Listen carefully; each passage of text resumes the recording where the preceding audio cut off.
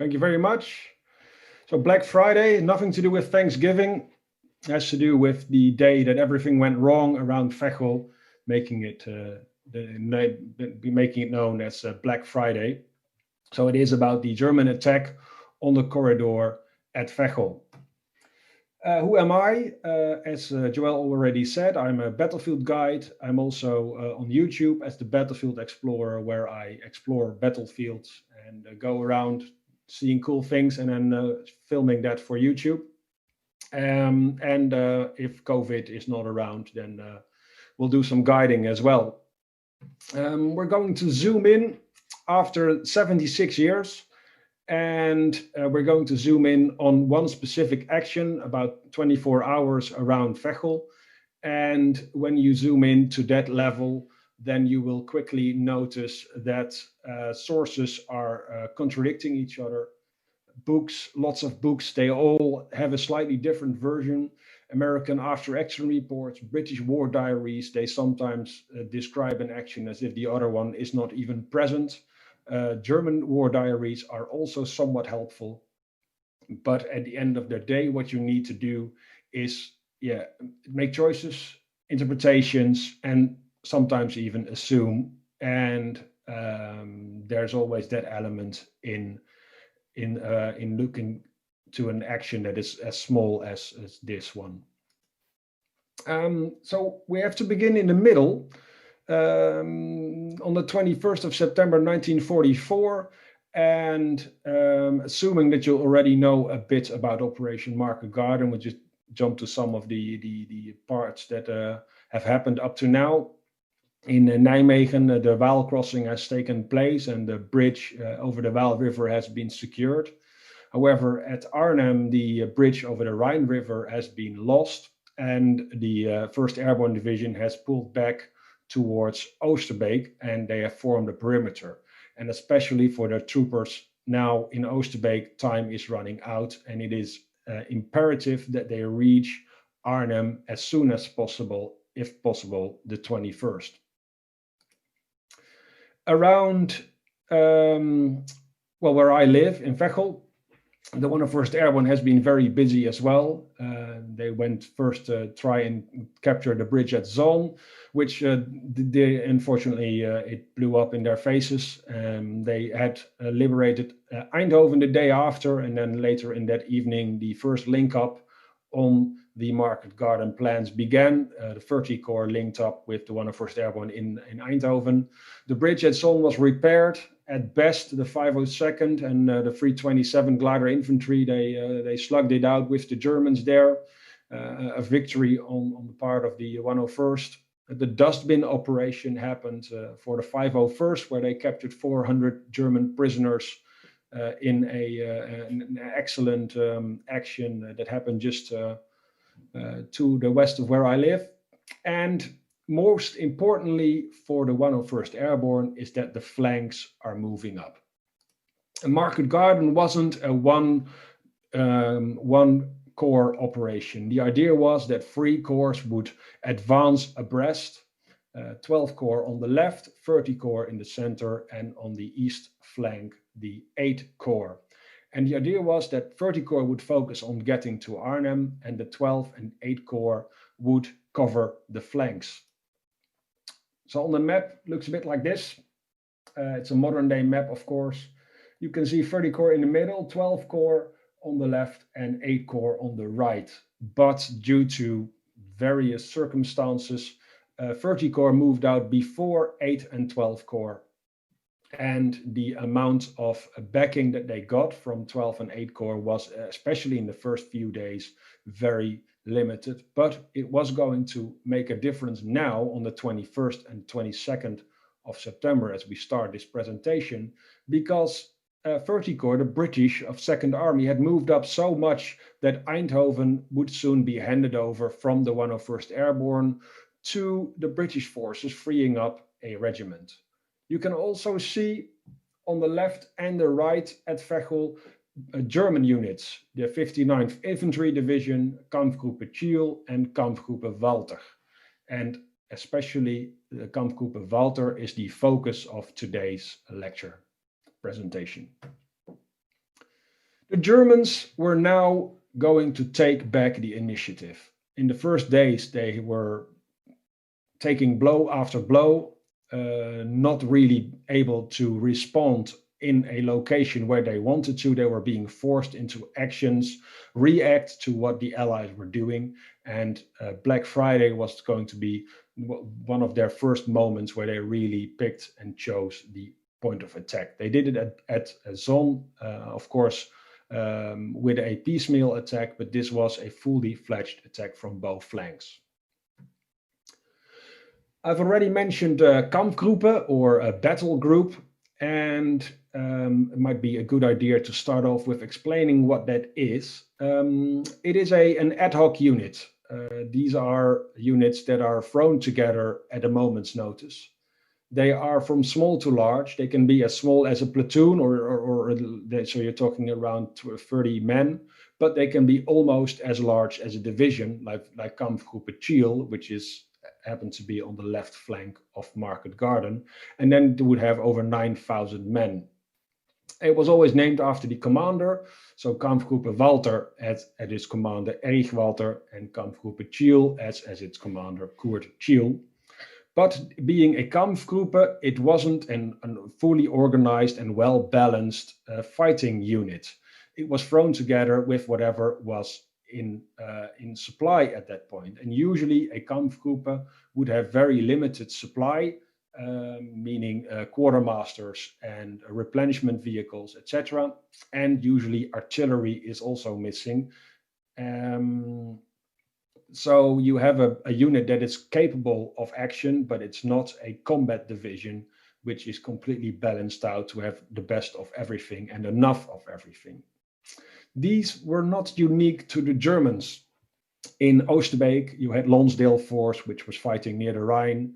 And if you go a couple months further into the future, the fighting around Bastogne, you had Task Force Rose and Task Force Desaubry, which were all task forces that were cobbled together at a moment's notice and named again after the commander. At Veghel, the main opponent was Erich Walther, and he was 41 years old, and he was a Fallschirmjäger veteran, so he was really very much involved with paratroopers. In 1939, even before the big Fallschirmjäger operations took place, he was awarded the Iron Cross. And in Norway, he led a company attack for which he was awarded the Iron Cross second class and later the Iron Cross first class as well. And then we're talking about by the end of April, he had received those awards. In the Netherlands, he was involved in the air landing near the Moerdijkbruggen, near Dordrecht, the Moerdijk bridges, as part of the 7th Vlieger Division. And for his actions in the Netherlands, he received the Knight's Cross in May of 1940. He was promoted to Oberst, or Major, and he was, you can almost expect this, involved in Crete as part of leading Fallschirmjäger Regiment 4.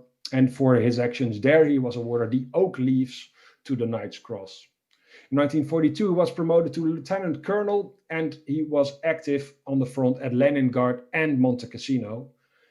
He was awarded the German Cross in Gold, and later on in March 1944, the Oak Leaves to go with the Knight's Cross. And in February 1945, he would get the swords as well. So he was a very capable commander who had been fighting since 1939, had been on multiple fronts, both in the East and the West. And he was now sitting basically on a bench. He was part of what was called the Führer Reserve. So the Führer had a number of senior commanders in reserve for whenever an opportunity arose. And on the 13th of September 1944, Walther was sent to the Belgian-Dutch border to start Kampfgruppe Walther. And the Kampfgruppe Walther, every single day, the units under his command differed. Some were pushed away from him because of the attack out of the Joe's Bridge bridgehead, where some units were on the other side of the road and therefore no longer for him possible to command. But at days, some units were taken away from him and other units were given back to him. And then when we look on the 22nd of September, Black Friday, he had about 4 battalions of infantry, which was at that point roughly 1,500 men. This is an important one. He had 6 batteries of artillery, which is odd because artillery usually was the main issue for these Kampfgruppen. And under his command, he had the 107 Armor Brigade, the 107 Panzer Brigade. And the Panzer Brigade, it was commanded by Major Bernd Joachim Freiherr von Malzahn. And the 107 was part of 12 Panzer Brigades that were originally devised, started to act as fire brigades on the Eastern Front. The Russians had been able to punch through the German lines on numerous occasions, breaking through the lines and then advancing forward. And the Panzer Brigade, the Panzer Brigades, they were equipped with 36 Panzer tanks, 4 flak panzers, 11 Jagdpanzer IV, and 157 half-tracks to act as a mobile reserve to restore the lines and to push the Russians back. Well, as these things go, yes, 12 Panzer Brigades had been erected. 7 of those were deployed in the west, including the 107. So the idea of the Panzer Brigades was not completely followed up in the war. This is one of the Panther tanks that was driven at this point on the 19th of September in broad daylight through the town of Helmond, which is located near Eindhoven. And interesting enough, this was broad daylight. Fighter bombers were not active, hunting for tanks and vehicles in the vicinity of the corridor. And these tanks could move across country in daylight without being harassed from the air. So the German plans, as I said, this was going to be a fully fledged battle plan with multiple units involved. And this is a page in the 88 Army Corps Kriegstagebuch, so the war diary. And it states here that Field Marshal Model has ordered that on the 22nd of September 1944, the enemy columns who are moving from north to south towards Nijmegen must be attacked at Veghel, from the south by a Panzer Brigade and from the north by a Kampfgruppe of the 59th Infantry Division, which contains 2 battalions of infantry, strong artillery and tank hunters. And in this presentation, as I said, we are going to focus on the 107 Armor Brigades. So why Veghel, you may wonder? Well, this was the most southern part of the corridor that the Germans were still able to attack. 12 Corps and 8 Corps had been moving up steadily. 8 Corps moving up more than 12 Corps was able to. And it was at Veghel that the corridor was at its most narrow. It was basically as wide as the town itself, 4 bridges in Veghel. So 4 opportunities to disrupt traffic, even though I have to say that 2 of the bridges that they were aiming for were the railroad bridges, which had less priority, of course, than the road bridges. The bridges in Veghel go across the Zuid-Willemsvaart Canal and the A River, and river is maybe a bit much for a creek. But it was at Veghel now that the Germans were focusing their attention. So this is a wartime map, the same maps that were used by the Allies in 44. The 4 bridges are located or are, let me put a later pointer on here. The 4 bridges are encircled. So this is the railway bridge over the Zuid-Willemsvaart, and this is the railway bridge over the A Canal, A River, and this is the road bridge. So these 2 were the main objectives, and these were secondary objectives. From the west, the 59th Infantry Division would attack, and from the east, the Kampfgruppe Walthers. So why they called it from north to south in the original orders is a very good question. So this was the main bridge. The Zuid-Willemsvaart is deep and wide and far more of a challenge to cross if the bridge is out than if the bridge over the AA River was taken out. So this is the bridge. This is the nothing happening. Let me just fix that.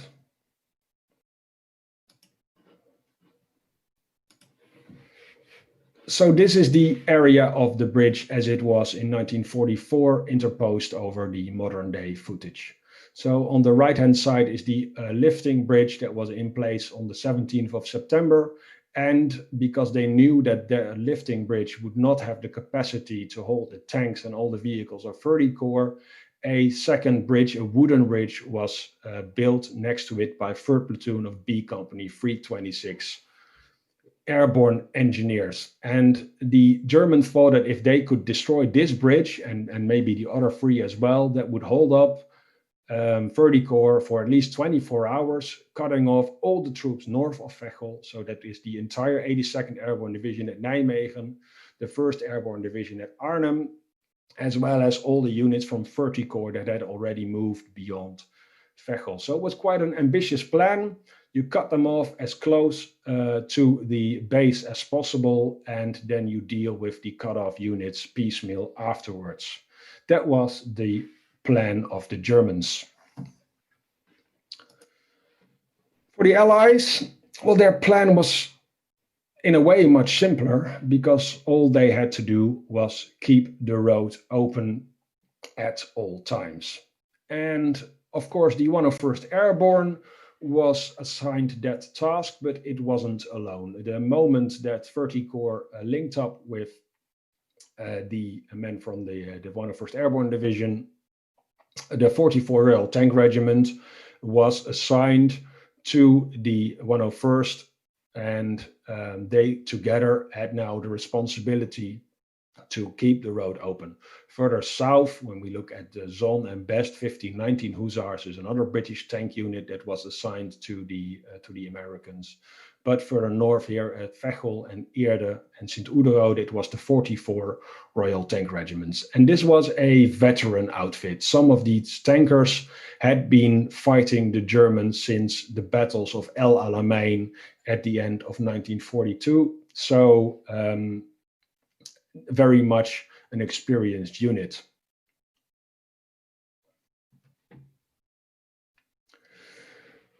Two days before Operation Market Garden began, the Americans decided that it would be a good idea to destroy the bridge at Erp, which is a couple of kilometers to the right of Veghel. And that bridge is also across the A River. And the idea was that if they destroyed this bridge, it would make it far more difficult for the Germans to reach Veghel. And I recorded a video earlier, and we're going to see how the area now looks around Erp. Standing here on the bridge across the A River in the village of Erp. And it was here on the 20th of September, so 2 days before the massive attack of the 107 Armored Brigade on Veghel, that a patrol was sent here, 2nd Battalion 501, to first secure the bridge and then prepared for demolition and destroy it if necessary. And Lieutenant Bill Sefton led the patrol here, and he wrote an account that I will read to you now. Colonel Beller sent me out with a mine-laying party to set up a bridge for demolition to a town northeast of Veghel. It was a hike of several miles.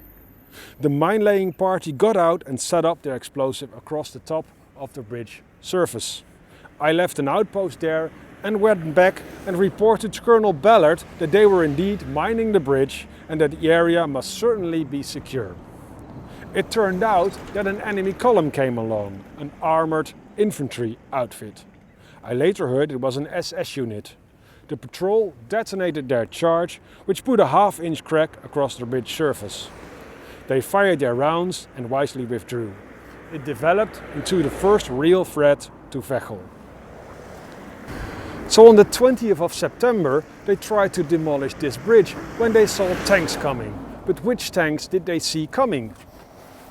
The 107 Armor Brigade was nowhere to be found. They were still fighting a battle near Zon. But they clearly saw a tank and they destroyed the bridge. Well, they tried. A 5-inch crack is not the destruction of the bridge, but it would have stopped the tanks from crossing here. However, it did not make that much of a difference because there is a road that loops around this and the tanks can just as easily take that road. So the after action report of the 501st clearly mentioned that this happened on the 20th of September and that the patrol left 11:25 and at 6 in the evening the bridge was blown. As I said in the video, which tanks did they see at that point is not clear, and it did not make much of a difference in the end. So now let's get to the meat and potatoes, the 22nd of September. A bit of a complicated map, but it shows you that the 101st Airborne was on the 22nd extremely busy. They were trying to demolish the Kampfgruppe Huber, which was on the left flank of the 101st Airborne, and trying to get rid of the German threat on the left flank.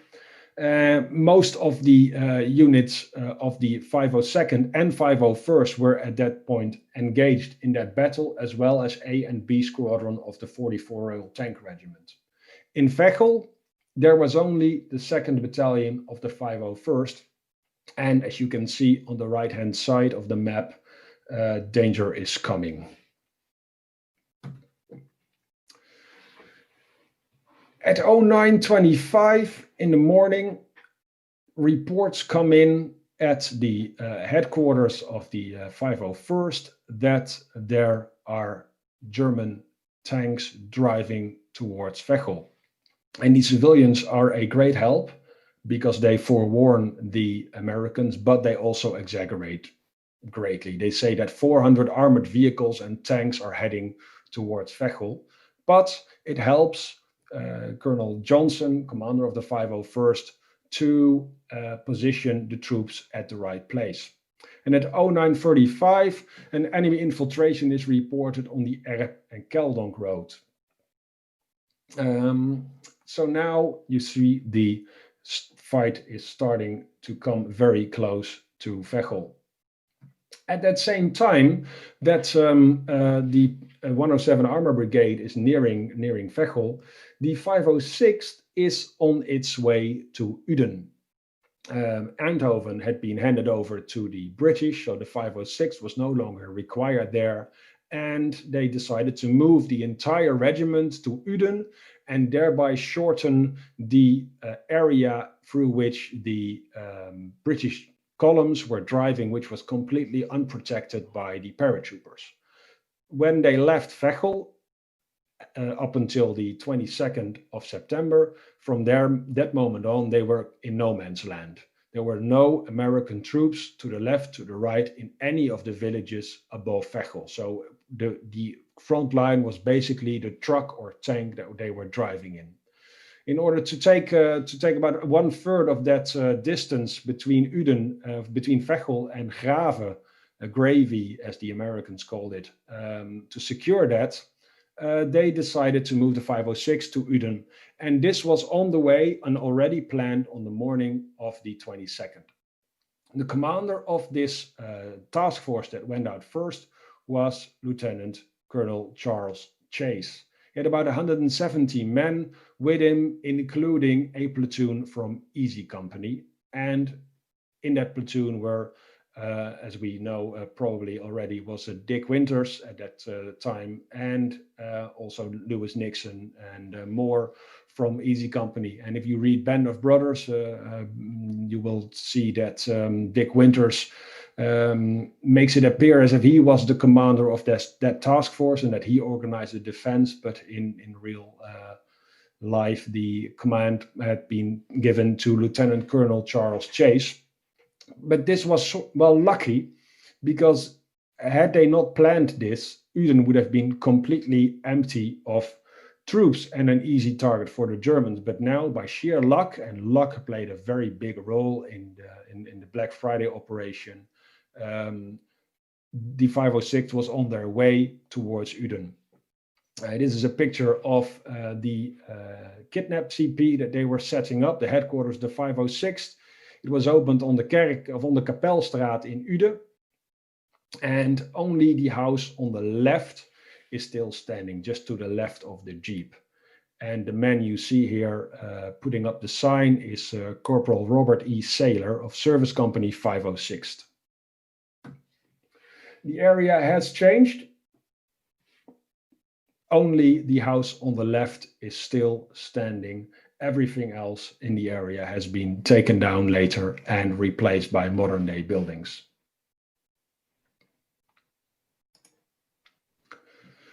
The attack begins. The 107 Armor Brigade reaches Veghel about 11 in the morning. And the first units that reach Veghel are the Ersatz- und Ausbildungsregiment 16. So the Training and Replacement Regiment 16. And they run into F Company, which had been sent towards the area where the German attack was most probable, and they knew that because of the Dutch civilians. And the rest of the 2nd Battalion at that point is still kept in a reserve. And they managed to stop the German attack barely. Fighting from houses, fighting from foxholes, they managed to keep the German training and replacement soldiers at bay.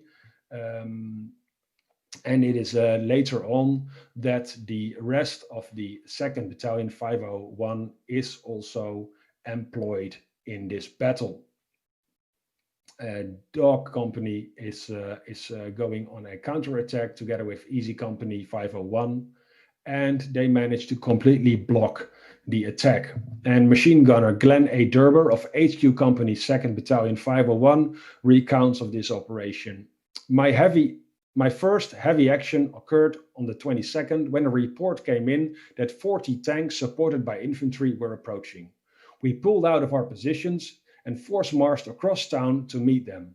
Some distance from town, as we started to cross a large turnip field, a German machine gun opened up on us, and I saw the tracers coming at us and hitting the dirt not 15 feet away. I hit the dirt too and tried to locate the enemy so I could take him out with my .03 rifle, with a rifle grenade launcher and 5 rifle grenades. We proceeded towards the enemy, and they sent me down a ditch to set up my gun on the left. Directly across the field from me was a farmhouse with a lane to its left and a field to its right. A few riflemen came to join us and followed the MLR, the main line of resistance, and a German tank appeared in the far corner of the field. My assistant gunner manned the LMG, the light machine gun, while I prepared to use my grenade launcher on the tank. A burst from a BAR to my right caused the tank commander to button up, and a nearby rifleman was lobbing rifle grenades at the tank, so I saved mine. It is a part from Hell's Highway written by Koskimaki. And it is true that at that point, the tanks from the 107 Armor Brigade appeared on the battlefield near Veghel. But they did something which nobody expects, and in hindsight it's still difficult to explain why they chose this option, because instead of driving straight for Veghel and trying to break through the 501st lines, they go on a diversion, and they go on a diversion which is in directly the opposite direction of the bridges at Veghel. They go north towards Mariaheide, and which route they took is up for debate. Some say it was the most western route, and some say it was the middle route, and again more point to the most rightmost route, westernmost route.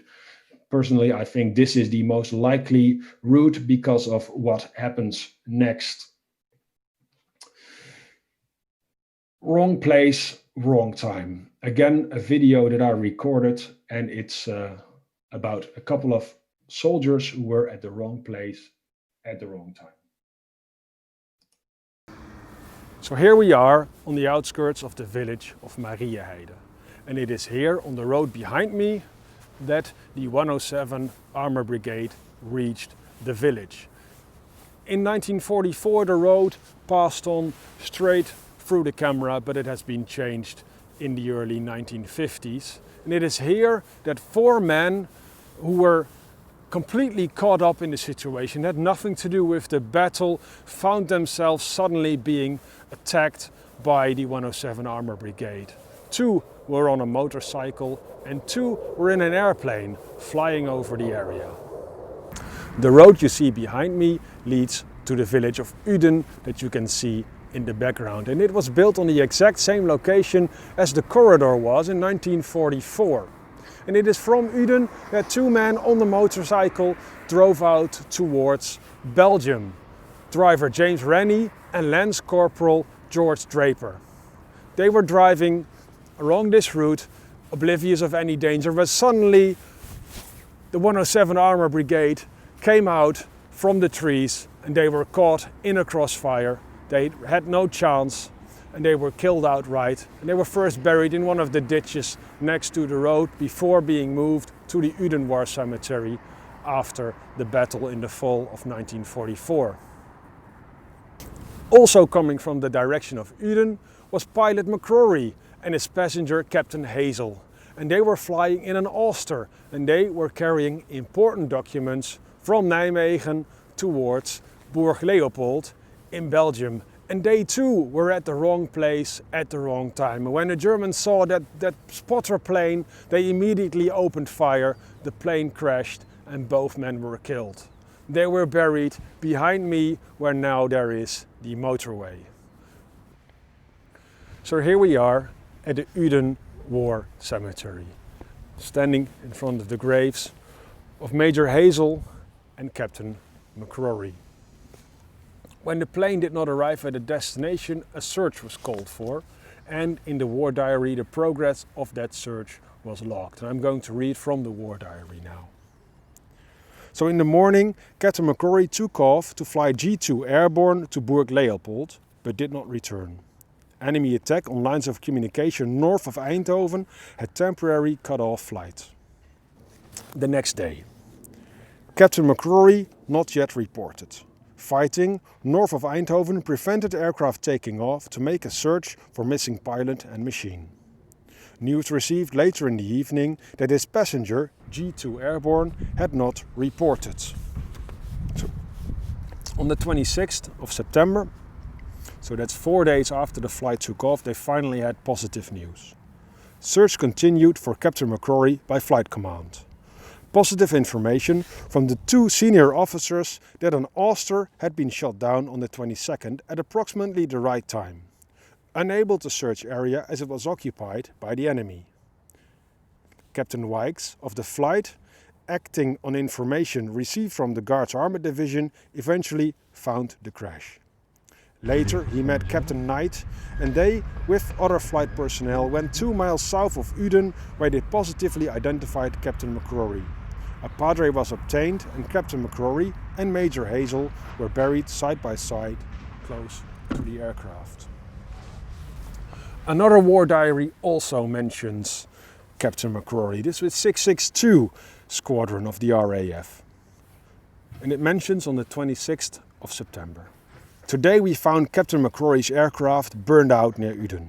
They had been shot down, presumably by 20mm fire, and Captain McCrory had been killed instantly. This is the first loss sustained by B Flight 658, who have been attached to us since D-Day. Captain McCrory was a great friend of all, and his loss is a blow not only to his own squadron, but also to this. Major Peter Hazel was a long-serving soldier. He joined up in 1939, he was involved in the Dunkirk evacuation And in 1943 he received the Military Cross for his actions in Italy. Now in 1944 he was attached as the G2 to the Airborne Corps led by General Browning at Nijmegen. And it was he who had to bring these important papers to Belgium. He wrote a letter on the day of his death, and I want to read it out to you. For obvious reasons, I've not been able to get a letter away to you for the last 5 days. But now I can, and this is principally to say that all is well with me, and I am very well and comfortable. It has been a most astonishing experience, of course, not the least surprising thing being the most total lack of fighting in our particular spot the whole time. And again, the ease with which we came down. Practically no flak and very little opposition.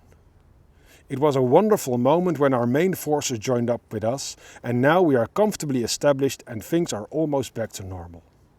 Of course, the situation is always pretty fluid and our neck is stuck out pretty far. The main concern at the moment is to make the junction with everybody complete, and I hope by the time you get this, it will be done. At the moment, I obviously cannot tell you much beyond that we ourselves are well, and the weather has been very good to us. And we have still got plenty of food, helped by considerable supplies left intact by the Germans.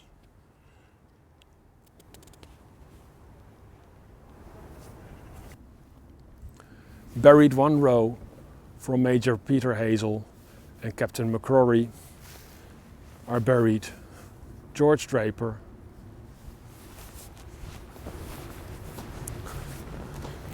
and driver Rennie.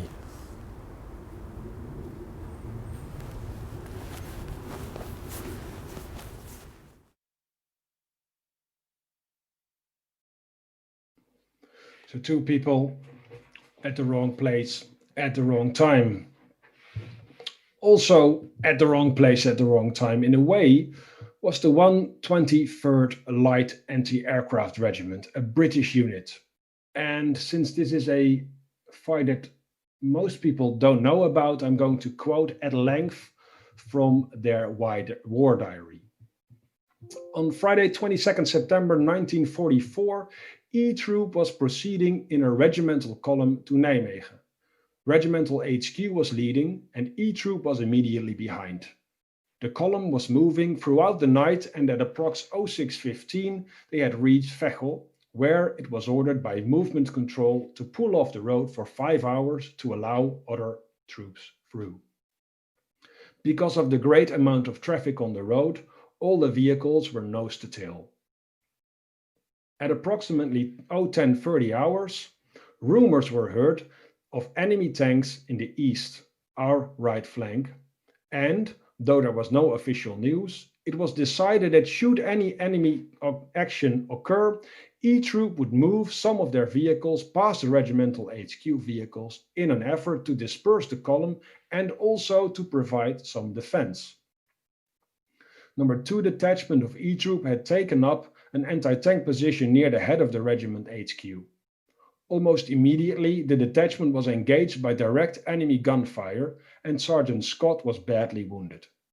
The enemy approached from the right to the gun position, and those members of the detachment that had taken up position in the ditch by the road were fired upon by the Germans, who sprang and sprayed his machine gun fire up and down the line of the ditch. Lance Bombardier Smith, Gunner Hancock, and Private Clark are the only ones not wounded. They tended the wounded men using their own clothing for bandages and tourniquets and waited there until the American medical party arrived. They helped evacuate the wounded and afterwards managed to get back to town. The last seen of Gunner Sate and Mundy was when they were manning the 40mm gun. Later it was found that Gunner Sate was killed and Gunner Mundy was missing. Lieutenant Milam, seeing that the situation was getting very serious, decided to pull out and get along the road to the north. It would seem, though, that at this time the enemy had the advantage and almost completely encircled the town and the area around it. However, the detachments proceeded and rounding a bend in the road, came face to face with 3 Mark IV tanks. The men dispersed, the tanks opened fire, and the tractors were hit and burst into flames. Further down the road, number 1 tractor had received direct hits from enemy mortars and was in flames. Lieutenant Milam and Sergeant Brunning decided to salvage at least 1 gun and tractor. With volunteers, they succeeded in rescuing 1 gun, but unfortunately, the tractor they were trying to get became bogged down. Throughout all this, they were under direct enemy machine gun and mortar fire. An RASC vehicle was nearby, and Lieutenant Milam decided to try and get all the men on it and make a bid to reach Veghel, for the enemy tanks were still operating and causing damage to guns and personnel. The recaptured gun was hooked up onto a jeep, and nearly all the men managed to board the RASC lorry. The gun was manned, and Lieutenant Milam led the vehicles, himself sitting on the bonnet of the jeep. They had almost reached the head of the regimental HQ vehicles, nearly all of which were burning, when they ran into heavy Spandau fire from the roadside. The RASC lorry was hit, out of control, and crashed into a ditch. The enemy fire killed 4 men and wounded several others. The jeep was not put out of action though, and Lieutenant Milam was wounded in the stomach, and Lance Bombardier Schofield who manned the gun was killed. The jeep, driven by Gunner Cummings, proceeded along until it received 3 punctures and had to stop.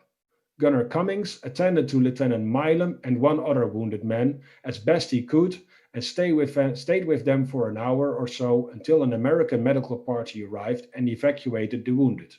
He later managed to get back to town. So this is the location where the previous picture was taken. The farm has been partly rebuilt, and you see the 40mm Bofors guns. So in looking at the casualties, the 408 battery had 7 other ranks killed, 2 officers and 14 other ranks wounded, and 6 men missing. And the regimental HQ casualties were 1 officer and 2 other ranks wounded and 5 other ranks missing, including the regimental sergeant major. And they both the 408 battery and HQ lost virtually all of their vehicles. What these men did in this heroic action was to buy time. They gave the men at Veghel time to get to the right place at the right time and stop the Germans when they finally were done in this village of Mariaheide and ready to move on to Veghel. But very clearly now the road is closed and everything above Veghel is cut off. In the 30 Corps battle log, they of course report this incident. They say around 30 tanks and infantry have rode between Veghel and Uden, and then 15 minutes later, 20 minutes later, they report regimental group guards armored being sent from north to help deal with trouble, take command of all 30 Corps troops in the area, including medium artillery, and here it comes, remove nuisance to line of communication. Quite an understatement to call the Kampfgruppe Walter and the 107 Armor Brigade a nuisance, but that's how it was logged in the battle log. Well, the Allied response was swift. General McAuliffe happened to be in Veghel at that time. The 506, the 2nd Battalion, was already on its way to Uden. Part of it made it to Uden, part of it was not yet there. 2 squadrons, 44 Royal Tank Regiments, were sent to Veghel. The 327 Glider Infantry, which was at that morning still at best, was moved to Veghel as well. And if that's not enough, unexpected reinforcements by British artillery. So the 123rd Light Anti-Aircraft unit wasn't the only unit that was basically cut off or stopped at Veghel. It was the 86th Regiment Royal Artillery, which had Sexton self-propelled guns. The 124 Field Regiment with 25 pounders happened to be in the area. as well as the 165th Heavy Anti-Aircraft Unit with 3.7-inch guns. And these were very welcome additions to the 101st Airborne, and together they were able to blunt the German attack. The magnificent building you see behind me is now called Villa Klondike because during Market Garden this was the headquarters of the 501st Parachute Infantry Regiment. And on the morning of the 22nd, when General McAuliffe was sent out to Veghel to find a new location for the divisional headquarters, he naturally went to this building. And when he was here, he started to receive more and more messages of an impending German attack on Veghel. And just as the situation became extremely dire, the 506th came rolling in to Veghel, and they were sent immediately towards the battle area to try and stop the tide. And amongst the reinforcements that were sent this way was also B Battery of the 81st AAAT Battalion. And Colonel Cox, Lieutenant Colonel Cox, the commander of that unit, came to Villa Klondike to talk to McAuliffe to see where do you need me. And McAuliffe almost shouted to him, said, "You get your gun on the road, move them towards the place of danger and destroy some tanks. Maybe that will stop them." The 57mm anti-tank gun that was towed towards the area had to weave through the blocked traffic that was bumper to bumper all along the main road. But they made it to the area and they set up their gun over there. Fighting Fox Company.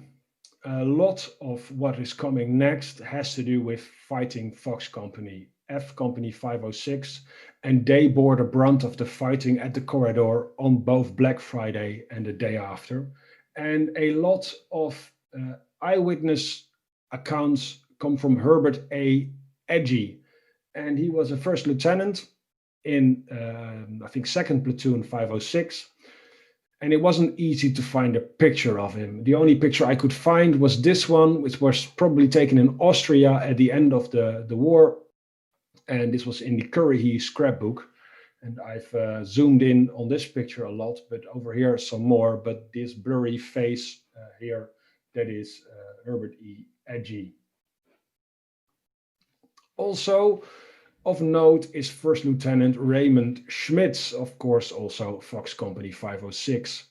And Schmitz was at that time 25 years old. He was born 19th of June 1919 in Cook County, Illinois, and he enlisted in Chicago in April 1944, and he became an assistant platoon leader in 2nd Battalion Easy Company.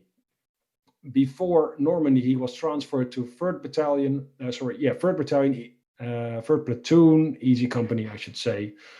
But he never made it to Normandy because in one of the practice jumps before that operation, he suffered a jump injury and he had to sit out the operation. After Normandy, he was transferred to F Company 506. And you've probably heard a lot of stories of soldiers who have a premonition of dying, who know that this is going to be their last day and they are sure to get it. Schmitz was different.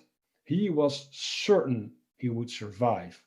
And Assistant Platoon Leader Herbert A. Edgy recalls Schmitz as following. Schmitz expressed the firm belief that if he prayed regularly and he had complete faith in the protective qualities of God, he could not be harmed. Lieutenant Schmitz was a Catholic. He attended church regularly each evening that they were in the staging area. Just before we went to sleep, he would read from his religious books by the light of a flashlight. Lieutenant Schmitz was a fervent in his prayers and ardent in the belief that God was his protection. He said so. He told us all that evening that he was free of fear of death because he knew he was coming back. He reasoned that all his life he had been a good Christian. First Lieutenant Little Mac McFadden, our company commander, took issue with Lieutenant Schmitz. Do you mean to say that if you run into a machine gun burst, that you will come out alive just because of your belief in God? Yes, Schmitz had replied, somewhat annoyed at Little Mac's disbelief. I believe that God will protect me.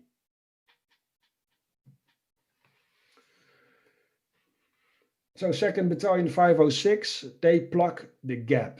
And this is a bit of an overstatement because a part of Easy Company was in Uden, at least one platoon, and we think that only one platoon of Easy Company is at that point in Veghel.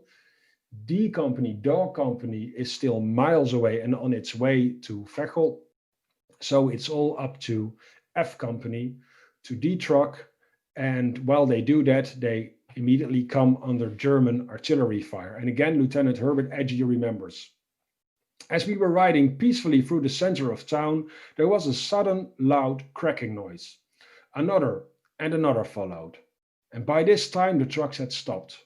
There was a great deal of shouting from the men who had just before been sleeping, dozing, or quietly smoking and talking. For a moment I did not know what all the excitement was about. I did not immediately recognize the great cracking noise. I had never before heard the explosion of a high explosive artillery shell. The veterans of Normandy knew, and we copied their actions. This was my introduction to close-in fighting, and what an introduction. The confusion of those first moments was extreme. But in a matter of minutes, orders came down. The enemy was just outside Veghel, astride the highway leading to Uden. And they are driving into the teeth of the tiger. The 2107 Panzerabteilung, Panzergrenadierabteilung, with 2 or 3 Panzer tanks, was making a bid for the bridges in Veghel. It was coming straight down the road known as the Beukelaar, coming from the direction of Marieheide. And Herbert Edgy recalls it as follows.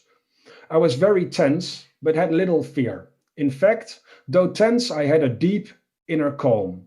I recall the feeling very well. I had not then had enough combat experience to feel much fear. I did not know what violent close combat would accomplish in the way of destruction of human life. I was soon to know. We moved fast. We moved towards the open highway, hugging close to the houses that lined the road leading to the edge of town. We came to that last house and paused for a moment.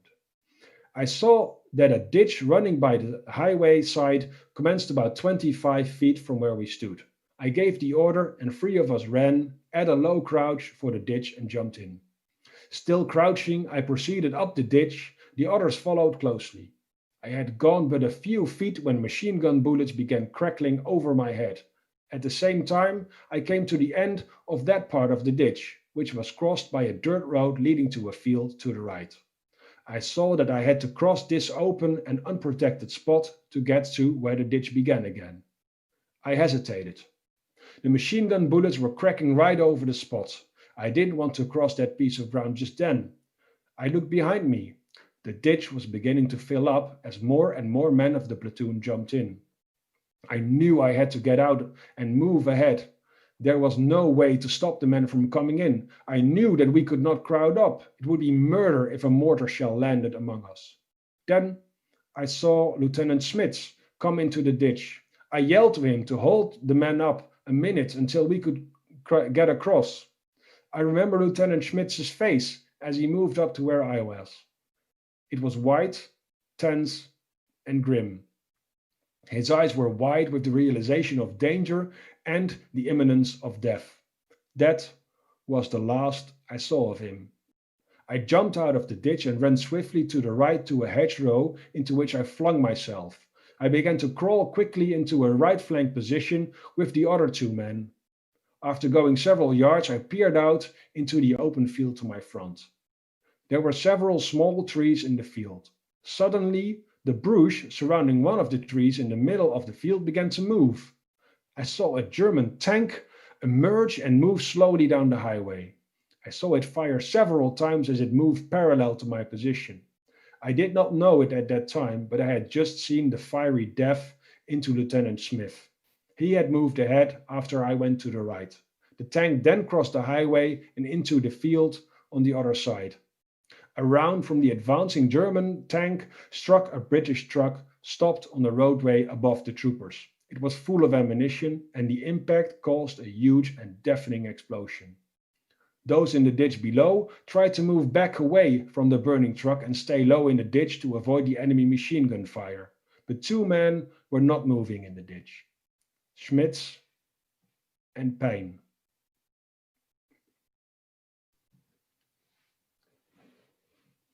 Raymond Schmitz is now buried at Margraten American Cemetery, plot K, row 18, grave 17.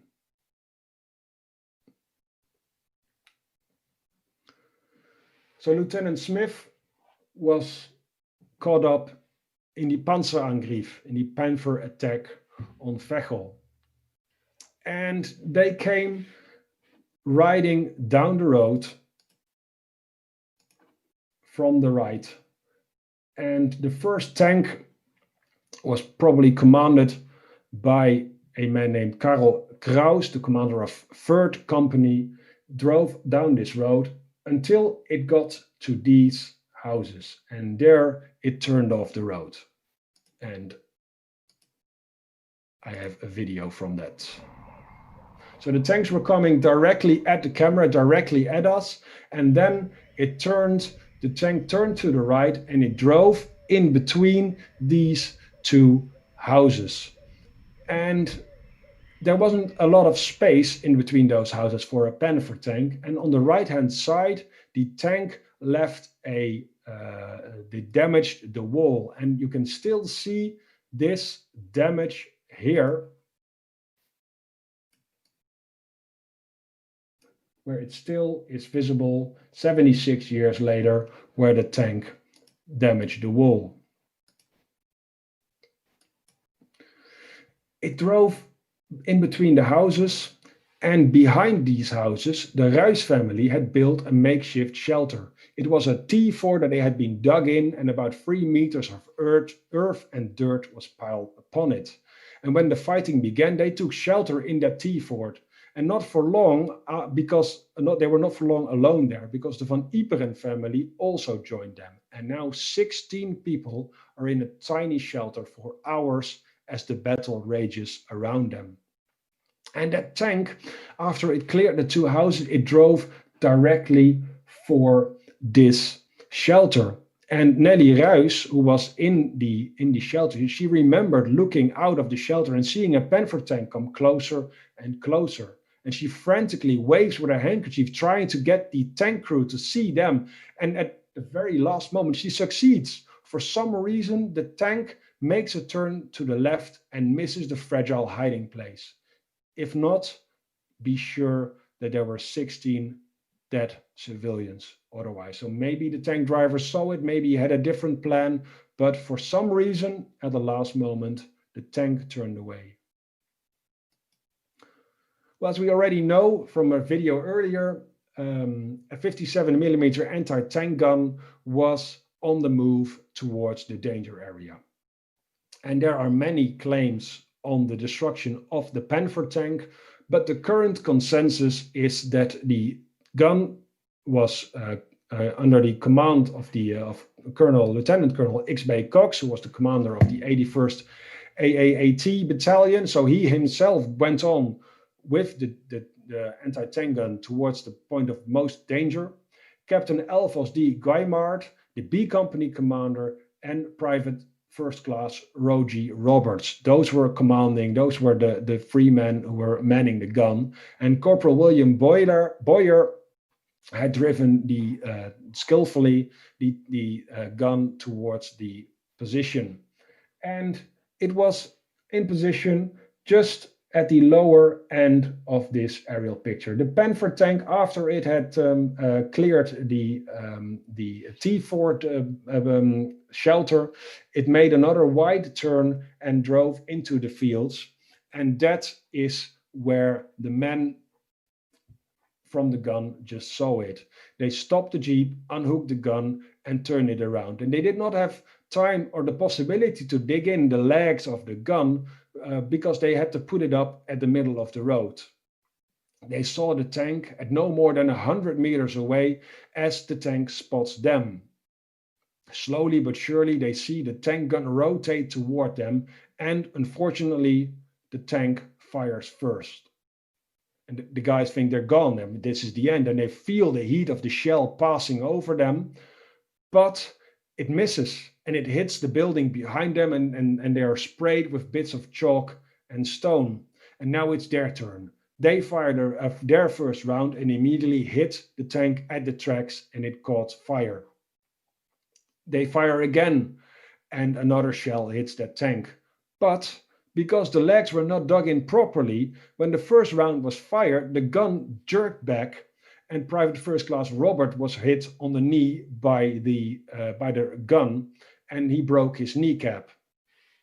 Captain Guymar took over Robert's position, and they kept on firing into that tank until they knew, no, it was dead.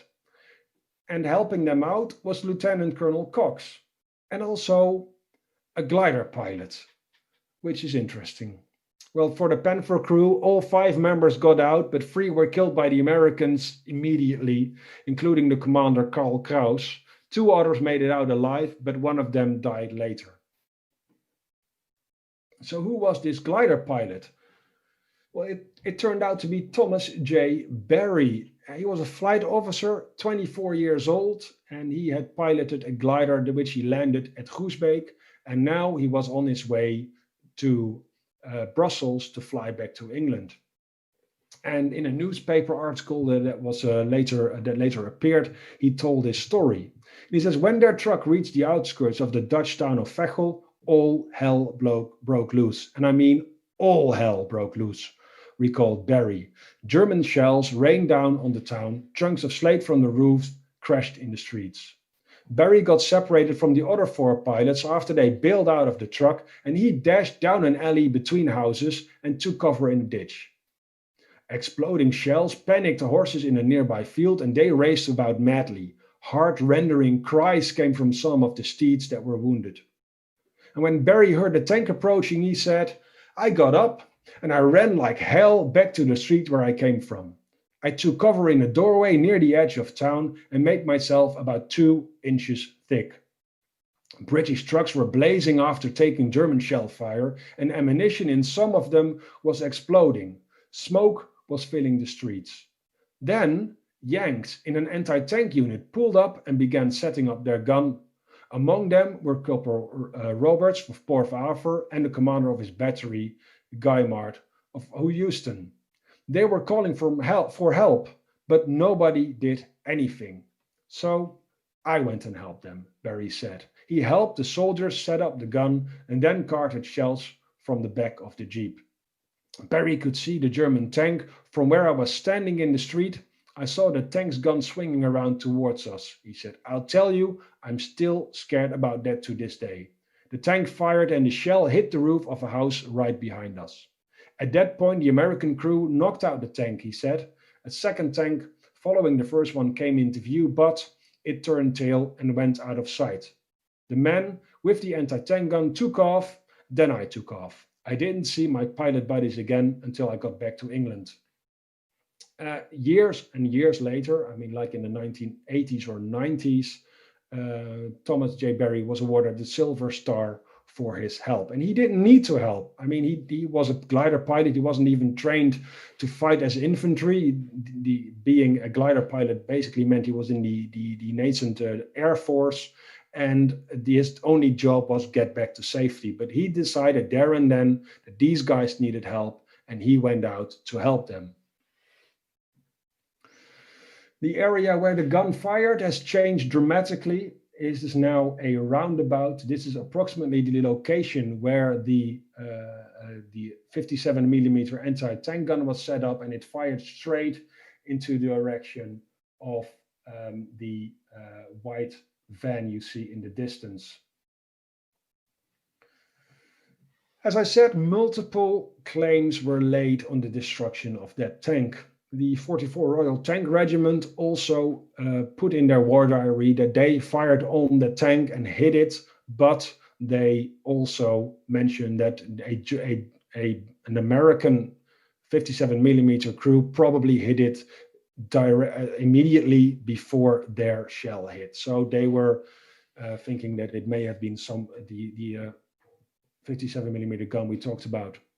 The 327 Glider Infantry Regiment was there on their location, but they had 37mm pea shooter anti-tank guns, so it's not very likely that they were able to penetrate the armor of the Panther. Private First Class Donald B. Harms, he was awarded the Silver Star for the destruction of a Panther tank. And finally, a Typhoon fighter bomber also claimed the destruction of that tank. This was taken after the war, after the battle. You can see the remains of the Panther. It had already been stripped of its tracks, and you see the 3 houses on the right-hand side, which we've seen earlier on the video as well. And I couldn't take a good comparison from the exact spot. I would have had to walk inside some people's front garden, which I didn't want to do. But these are the 3 houses, and in between the first and the second house was originally where that tank drove through towards the T4 that was dug in behind it. More reinforcements were on their way. The 327 Glider Infantry was moved in, 1st Battalion on the move in trucks, and the 2nd Battalion came in by foot. And the 1st Battalion deployed on the left-hand side for the 506 2nd Battalion, and they were at first given the order to attack, to try and clear the corridor of Germans.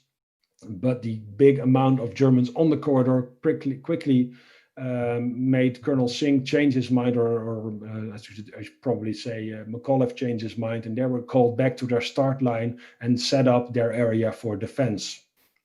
The 2nd Battalion arrived at the church and go in a reserve position. And this is an aerial picture of that church. They were on the left-hand side of the church in the open fields. And at about 1900 hours, they were being designated as 101 Airborne Reserve. And George Company had moved into the assigned field and HQ Company and the battalion command group were moving into theirs when the enemy laid down heavy artillery fire. 4 barrages of 150mm artillery fell right on the battalion area. Casualties were very heavy. Machine gun platoon was hardest hit, losing 2 squads and 2 guns. When the last barrage lifted, the battalion moved to a safer area, closing in at 20:45 hours. Wounded and dead were removed from the shelled area by medics and to the aid station nearby. Captain Shepard was among the wounded treated and evacuated. Considerable help was given us by the Hollanders in the shelled area. This is the Deken van Miertstraat, so that's this street in front of the church. This is a cloister, and this is what the situation, what it looked like during the shelling. And the cloister, that was the medical facility, the regimental aid post of the 101st Airborne was just setting up inside the cloister, and you can see the ambulances parked in front of the cloister and jeeps with Red Cross signs. But you can also see the smoke of the incoming shells, and 4 nuns and 2 civilians were killed when a shell hit their area where they were hiding at that time. And Private First Class Elroy Yu, he was hit on the 21st of September by shrapnel in the lower right abdomen. And he talked to the medics into letting him stay with the company, and they consented if he would come back to the regimental aid station each day to have the wound redressed. And he wrote, "The next day, I went to the aid station to have the wound rebandaged, and just after the job was finished and I was leaving the aid station, which was located near a church in Veghel, German artillery started coming in. The aid station was receiving quite a few hits. I saw a door ajar and noted several men lying on the floor. I dove between a couple of them, safer in the crowd, you know. But after the shelling was over, I got up, but noted that none of the other men were moving. I took a long, hard look and realized they were all dead. I had sought shelter among the killed in actions. I left with a strange feeling.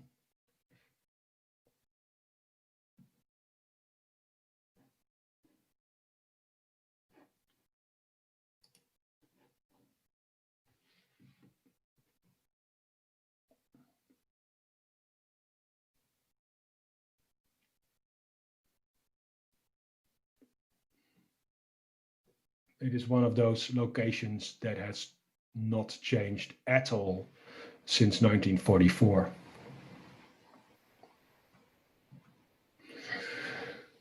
Shrapnel damage can still be seen on the rectory, which was located on the other side of the church. You can clearly see the impact of shrapnel on the rectory. So casualties, well, these were heavy. G Company, George Company, had 5 men killed, 1 seriously wounded and 12 lightly wounded. We also know that 3 medics of the 2nd section were killed, and all told, at least 20 men were killed in the shelling. But when you walk around the area now, there's no monument. There's nothing. It's one of those forgotten incidents in battle. Close air support. In one of those very few moments during Market Garden where close air support was available was on the 22nd of September. And because of the seriousness of the situation, the road was closed and there were German armored vehicles out in the open. The RAF really came out and tried to make a difference. You see a Typhoon fighter bomber here, by the way, on this picture. 93 Typhoon fighter bombers were involved in bombing and strafing the Germans who were out, mostly in the open. 34 500-pound bombs were fired and 608 rockets. Bombs were dropped and rockets were fired, of course. And according to their own after-action reports, the entire 107 was now a smoking heap of rubble. Except for the truth is that they managed to destroy a couple of vehicles. They may have damaged a tank, but most of the rest of the 107 had escaped virtually unharmed. It was, however, a costly mission for the pilots because 3 of the Typhoons did not return. Flight Officer Tim Purven, he was part of the 181st Squadron and he was hit by flak, but he kept his plane under control until at Eindhoven he flew into a high voltage cable and crashed. Because he is Canadian, he is now buried at the Goose Bay Canadian War Cemetery. Pilot Officer Derek Shearburn, he was hit during the attack and he crashed not far from Veghel between Keldonk and Haveld, and he is now buried at the Woensel War Cemetery in Eindhoven. And they lost another plane, but luckily not a pilot. Flight Sergeant Meacham, he lands safely between Stiphout and Mierlo, and later that same evening he rejoins his unit. Well, the German attack sure has a lot of consequences. The corridor is blocked. The 5th Guards Armored is told to go back to Uden. Instead of trying to reach Arnhem, they have to drive back to reopen the road, which means less units are able to focus on trying to get to Arnhem, and there is more delay in reaching Arnhem. Evening in Veghel. So on the evening, the Germans keep on shelling Veghel, and some of the men who are at the corridor now written their experiences down. And one of them was Bob Nudie, and of course Fox Company 506, and he wrote about his dinner in Veghel. He says, as night fell on Veghel, the men dug in to wait for another attack. Rain began to fall, the night was as black as ink, and the squeaks and clanks of enemy armor could be heard moving around off in the trees. Men were told to fall back one at a time near the company command post for chow. A jeep had been set up with cans of rations stacked on its hoods. Each man was told to select 2 cans and fall back to his foxhole. Now it was too dark to see the cans well. Bob Nudie grabbed 2 cans off the hood, and when he got back, he found out that one contained butter. So he sat there in the dark, in the rain, and ate an entire can of butter for dinner. He said, when you're hungry, you will eat anything. And the butter was not too bad. Bob Moody passed away on April 20th this year, 94 years old. So also at Veghel was Easy Company. And the Germans continued to shell Veghel all through the night. And Donald Hubler, who was with the 3rd Squad, 1st Platoon, and was hiding in a gateway, and he decided to have some fun with Private Ferris Rice. So he whistled a perfect imitation of an incoming shell, and Rice fell flat on his face. That put Hubler in stitches. Ha ha ha! Boy sure sucked you into that one. God damn you, Hubler! That's a bad thing on a guy. And then a real shell came in, and Hubler stopped laughing. And Webster remembers the night as follows. The shells were coming in by threes. Wiseman and I sat in our corners and cursed. Every time we heard a shell come over, we closed our eyes and put our heads between our legs. Every time the shells went up, we looked up and grinned at each other. I felt sick inside. I said I'd give a foot to get out of that place. We smelled the gunpowder as a rancid thunderhead enveloped our hole. A nasty inch-square chunk of hot steel landed in Wiseman's lap. He smiled.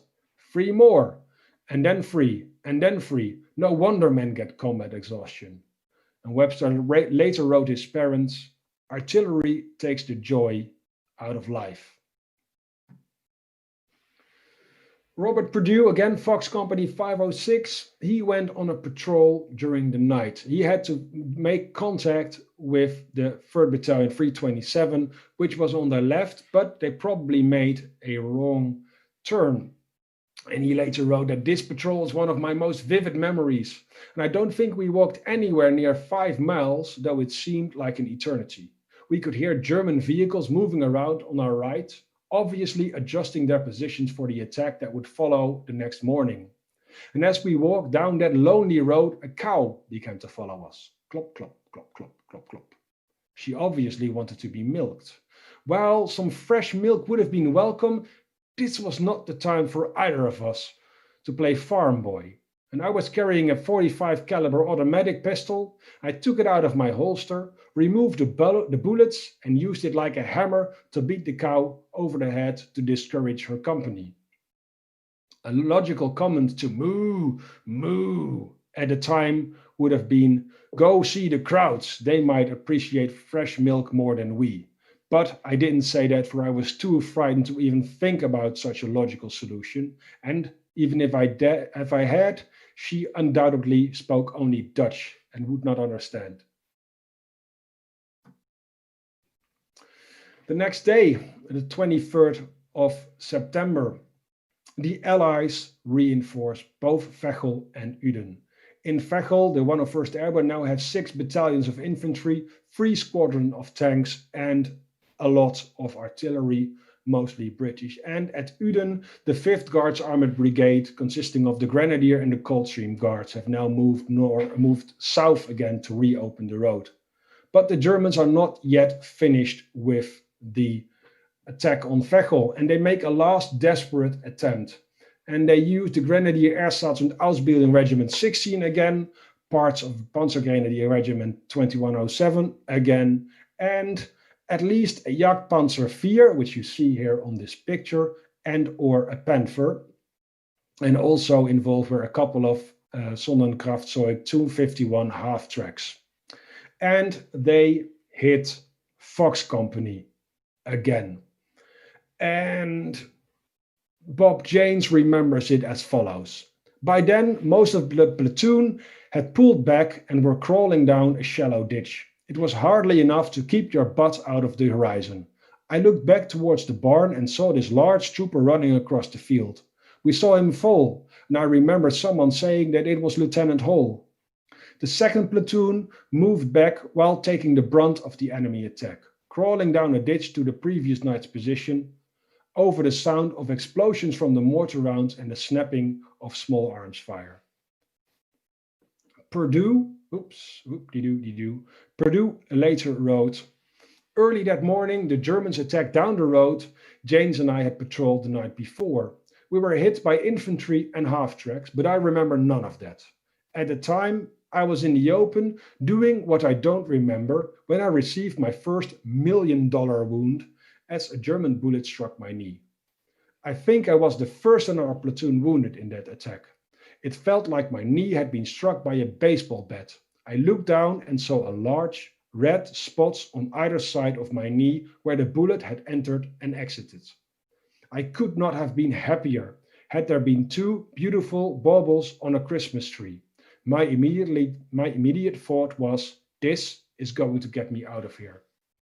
He was evacuated and it took 5 months to heal and recuperate before he could rejoin the unit, and that was on February 15th, 1945 in Haguenau in France. So F Company is hit and they are forced to pull back. And I have another video here, but please note, I say the building behind me is the company HQ, but it is the platoon headquarters. On September 23rd, 1944, the building behind me was the company headquarters of F Company 506th. And they were again on the outside of the perimeter and were facing another German onslaught. The 107 Armor Brigade would again try and break through to Veghel and again try and destroy the bridges there. The amount of firepower they put up, the amount of tanks and half-tracks and infantry overwhelmed F Company, and they had no other option but to retreat. But, you know, this was completely open ground. All that were around us were open fields, so they were in a murderous crossfire from the German. And one man decided to stay behind, Aurel Leff, and for his actions he was awarded the Distinguished Service Cross, and I will read to you the citation. Private First Class Leff's platoon was protecting the left flank of the defense when the enemy attacked that flank with 3 half-tracks, 1 Mark IV tank and infantry troops. The platoon was forced to withdraw after suffering heavy casualties, but Private First Class Leff elected to remain behind and cover the withdrawal of the platoon. Although exposed to heavy enemy fire, he fired his rocket launcher at the leading half-track and killed 4 of the enemy. At this time, the fire from the tank became a very serious threat to the withdrawing platoon, since its fire was being directed by the commander from the open turret. Realizing this, Private First Class Leff killed the tank commander and halted the advance of the tank. He then returned and gave invaluable information to friendly artillery, whose effective fire disrupted this enemy attack. So Fox Company retreated under fire and they had at least 6 men killed and 17 wounded. And according to Purdue, they had more casualties at 24 hours at Veghel than they had in the entire period in Normandy.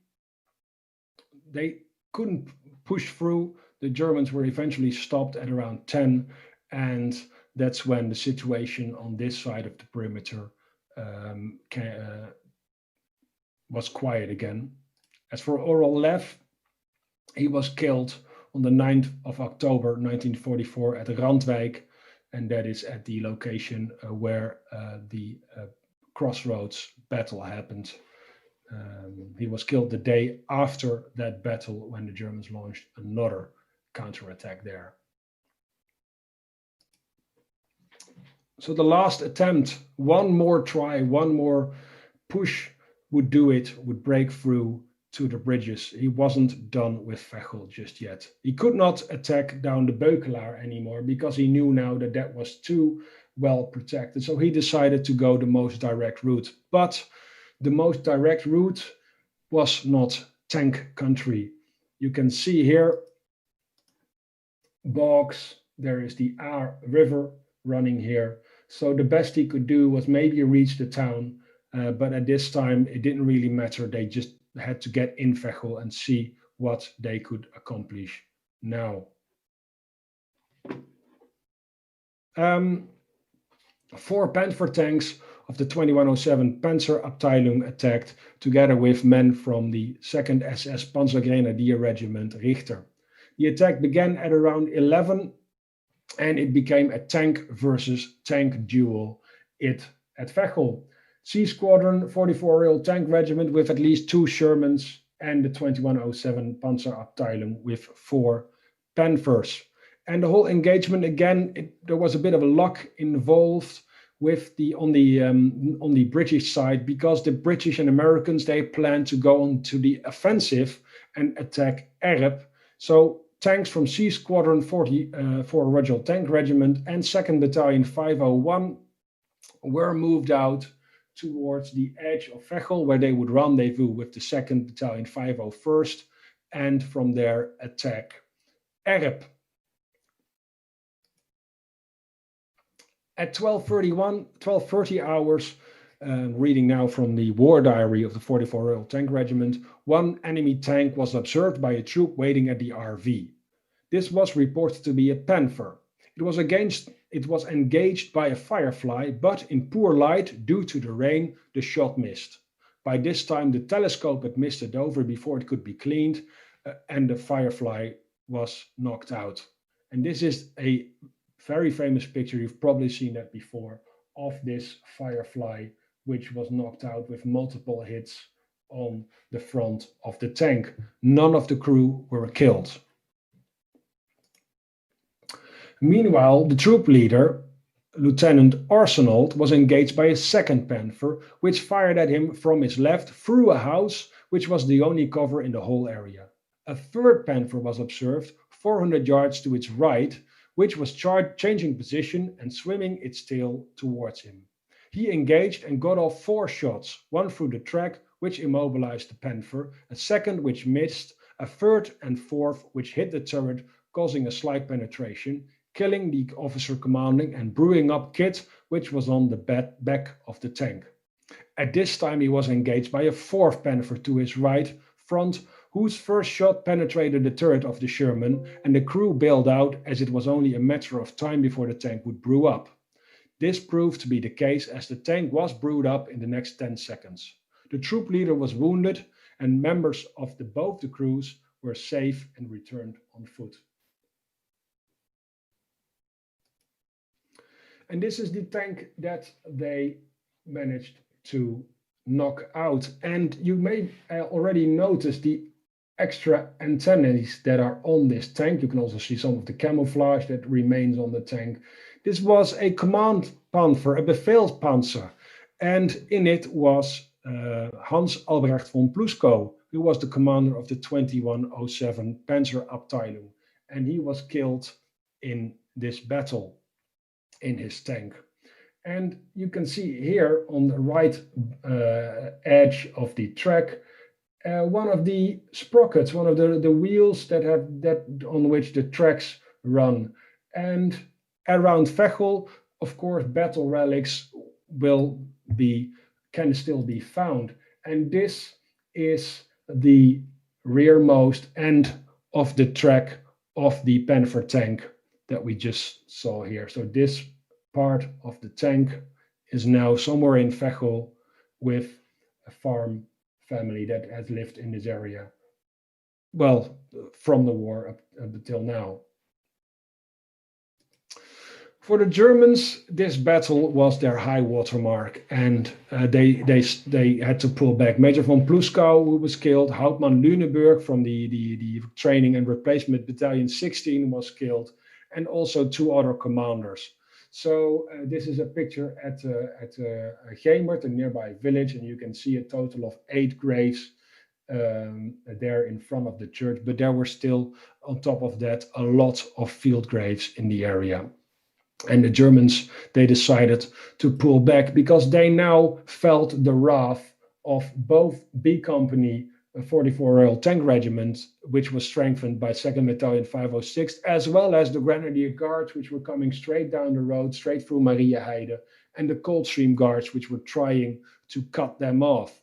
And at about 15:20 in the afternoon, they met each other on the corridor, and they were able to reopen the road. It did take some time because all the wrecks from the 123rd Light Artillery had to be removed, mines had to be cleared. But they did this surprisingly fast, because at 15:45 traffic resumed, and the 30 Corps battle log reported this as follows: 44 tanks and Royal Guards have linked up, road now clear and blocks of 10 vehicles being sent through every 3 minutes.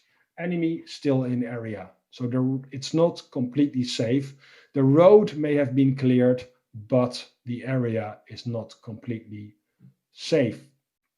And for some reason now, no, not for some reason, salvation comes from the east, because 8 Corps is advancing. We've seen them earlier. This is a map that we used at the beginning of the presentation. And 8 Corps was making steady progress on the right flank, on the eastern flank of Market Garden. And they were threatening Kampfgruppe Walter. Because if you look at it like this is the long tail that they have. This is their escape route back from Veghel. And at the morning of the 23rd, the 11th Armored Division was making progress. They were making a lot of progress. And they were threatening to cut off the Kampfgruppe Walter at its base, which was, of course, the whole objective of the 11th Armored, was now to cut off Kampfgruppe Walter and cut it up in pieces. But something else happened. Another instance of luck.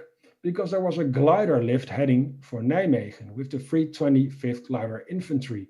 And 50 of the 406 gliders cast off early. I call it luck, but these gliders cast off early because they came under intense fire from the Germans surrounding Veghel, and these slow and low flying tow planes with their gliders were an easy target. But be as it may, 50 of those gliders had to cast off early, and they landed all around Veghel, and a number of them landed in the rear of Kampfgruppe Walter. And that may have caused a panic, because suddenly they have troops in their rear. And in the first moments of the first maybe even hours after a landing, it's unclear how many troops are there in that area. So Walter and even Model were concerned that Kampfgruppe Walter would be cut off and that they would lose the entire force. So they started their withdrawal. And as another bigger attack began by the aforementioned B Squadron, 44 Royal Tank Regiment, C Squadron, 2nd Battalion, 501st and 506th, Kampfgruppe Walter was at that time already leaving the area, leaving Erp, and heading to the next village over to Bukel. And it was the last time that Veghel came under attack from the east. This almost ends my presentation. Kampfgruppe Walter, or mostly the 107 Armored Brigade, was involved in heavy fighting around Overloon. Overloon War, in the Overloon War Museum still has one of the original Panthers from the 107 Armored Brigade on display in the museum. It did not have a very long life, the 107 Armored Brigade, because on 19 October 1944 they had their last combat action, and 2 weeks later the entire unit is dissolved and the remains of the Panzer Brigade are taken over by the 25th Panzer Grenadier Division. So the battle, it was a costly battle, and those are all, you see plus minus, those are all, we don't know the exact number. The war diaries and the logs do not give specific 100% certain numbers of casualties, but we know at least 18 British soldiers were killed and about 45 Americans. Most of those were killed in the shelling at the Church of the 327 Glider Infantry. We know that an unknown number of Germans was killed, and that's in the dozens. No numbers are available to us from German casualties. But it was also the Dutch that suffered in the battle. Between 26 to 29 Dutch civilians were killed. It depends on the period in which you count the casualties. These numbers are the numbers from 17 September all the way up to December, when the last German shell had long fallen on Veghel, but it's also the day that the last Dutch civilian died of wounds sustained earlier. On top of that, many houses and farms were damaged or destroyed.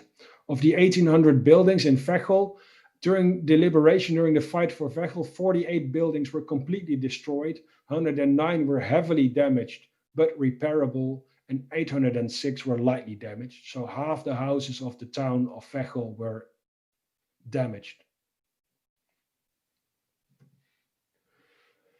After the battle, the German commanders, Erich Walter, he was sent to the Eastern Front and became a major general, and he was taken prisoner in January 1945. He was taken prisoner by the Russians, and on the 26th of December 1948, when he was aged just 45, he passed away due to malnutrition and tuberculosis in a Soviet special camp. Von Maltzahn, he was relieved of command on the 14th of October of what was left of the 107 Armor Brigade. He received the Iron Cross as commander of Panzer Grenadier Regiment 59 in Hungary. And after the war, he became a lieutenant commander in the Bundeswehr. He passed away on the 17th of December 1946. And Walter Poppe did not feature in our story. He was from the 59th Division, but he was a military advisor to the film A Bridge Too Far. At the end of the war, he had command of the 467 Infantry Division. Two last slides. We've looked at this aerial picture of Veghel a number of times.